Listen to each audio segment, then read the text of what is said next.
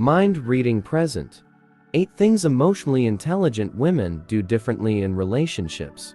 Welcome to the Mind Reading channel, and today we're taking you into the world of relationships. Before we begin, don't forget to subscribe to our channel and activate the notification bell so you don't miss the latest content from us. We bring you a wide variety of informative, entertaining, and inspiring videos, so make sure you stay connected with us. If you are a new customer, welcome to join our amazing community. We are so happy that you are here, and we hope you enjoy every moment with us. For those of you who have been part of the Mind Reading channel family for a long time, thank you for your irreplaceable support. You are the one who keeps this channel growing and evolving. We'd love to hear from you too. Feel free to drop any suggestions, comments, or ideas for future content in the comments section below. We always strive to get better and better every day. So, without further ado, let's start our adventure today. Prepare yourself, and let's make this video an amazing experience together. Once again, welcome to the Mind Reading channel, and let's get started.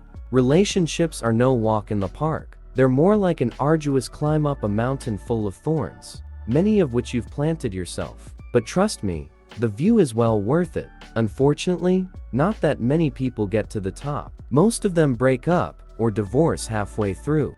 Let me tell you a secret. Those that have the highest chance of making it, they have one superpower that makes everything easier. Emotional intelligence, the ability to understand and manage one's emotions. Seeing as relationships are largely based on feelings, this makes a lot of sense. So, what do emotionally intelligent women do differently in relationships? These are the 8 things. Number 1. They communicate their needs and expectations. Starting off with the most obvious one, an emotionally intelligent woman isn't going to play mind games. She has more important things to do. She'll tell you what it is she needs and expects from a relationship. Pure and simple.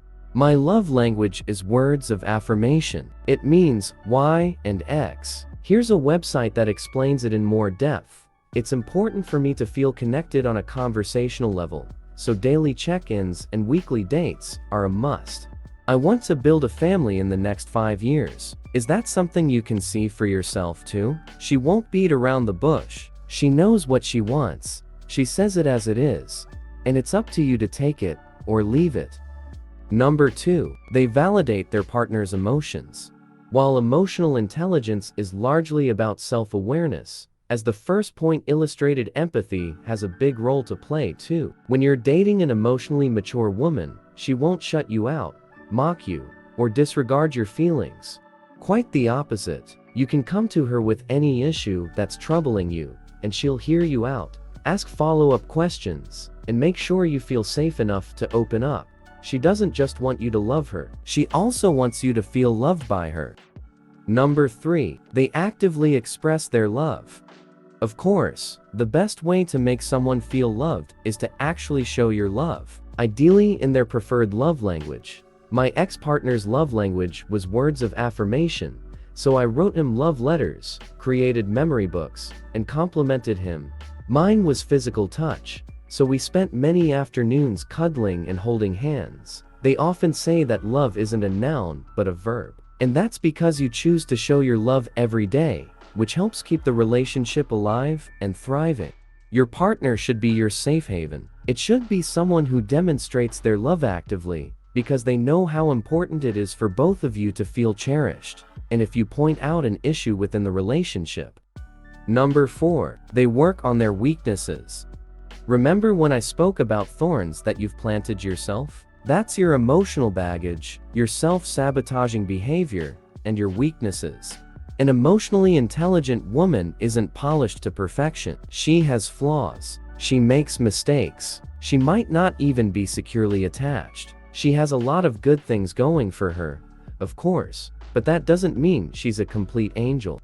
But there's one thing that sets her apart. She's so self-aware that she's more than willing to work on herself. If you say her behavior is hurtful and your complaint is reasonable, she'll take active steps to change. If you tell her you need some alone time to recharge, she'll grant it without taking offense. And that brings us to the next point. Number 5. They don't take things too personally. One of the worst things you can do in a relationship is act based on faulty assumptions. Unfortunately, assumptions are faulty more often than we'd like to admit. Everyone's perception of the world is unique in its own way, and when we apply our own lens to someone else's actions, we might cause ourselves unnecessary stress and run into conflict. To illustrate the point, imagine John and Katie. John is acting a bit withdrawn. He's been really worried about something at work. He feels under the weather. His parents have been calling him about this and that, and he's had to smile and act pleasant all day. All he wants is to have some alone time and read a book in peace. He tells Katie he wants to spend the evening alone, but Katie thinks his behavior must be connected to something she's done. Surely, that little jab she made this morning must have upset him. Surely, she's been acting too clingy lately. Surely, he's losing feelings. So she clings on, and a simple request turns into an argument, which pushes John even further. So the lesson is, don't be like Katie. Emotionally mature women ask straightforward questions. They don't assume. Number 6. They view conflict as an opportunity to grow together. So, Katie and John are fighting. And now, let's imagine their brains switch to an emotionally mature setting. As it were, the shouting stops. A calm discussion ensues. They talk about John's introversion and his need for some space when he's stressed out at work. They talk about Katie's insecurities and abandonment fears, and John reassures her that he's not going to leave. The conversation is so productive that when it's over, they both walk away with some great lessons they can apply to similar situations in the future. Their fight doesn't pull them apart. It helps them grow closer. Dating a woman with high EQ is exactly like that. She doesn't see arguments as something inherently bad. As long as there's a sense of respect, she sees them as a chance to learn more about each other. Number 7. They set clear boundaries. Boundaries can become clear as a result of arguments, but emotionally intelligent women may also just state them from the get-go. If you cheat, it's a deal breaker. I need some space in the week when I can devote myself to my friends and hobbies. It's really important for me to keep that part of myself alive. This behavior is crossing my boundaries. Don't do it again. Their communication couldn't really be any clearer. And if you try to push or cross her limits once more, don't be surprised if she walks away, because an emotionally mature woman knows her worth. Number 8. They don't stay for someone's potential. And that brings us to the last point. Breaking up. If you're dating a woman with high EQ, you're very lucky. She'll do anything in her power to work on the relationship and ensure you're both happy and flourishing alongside each other. But here's the catch. You've got to be able to keep up, because she won't stick around for empty promises and short-term results. She won't date you for your potential. She knows it may never come to fruition. So, if she's already given you a second chance, and you still haven't taken the active steps to work on yourself, recognize that she might leave.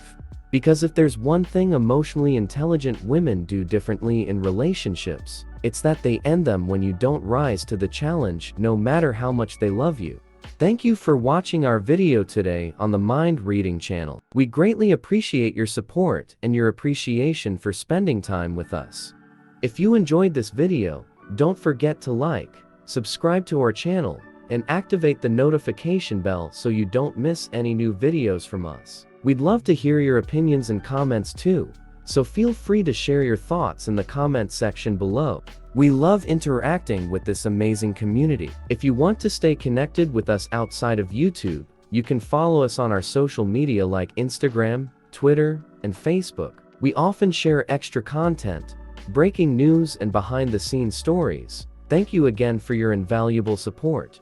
We hope you are happy with our content, and we will continue to work hard to bring you the best. See you in the next videos.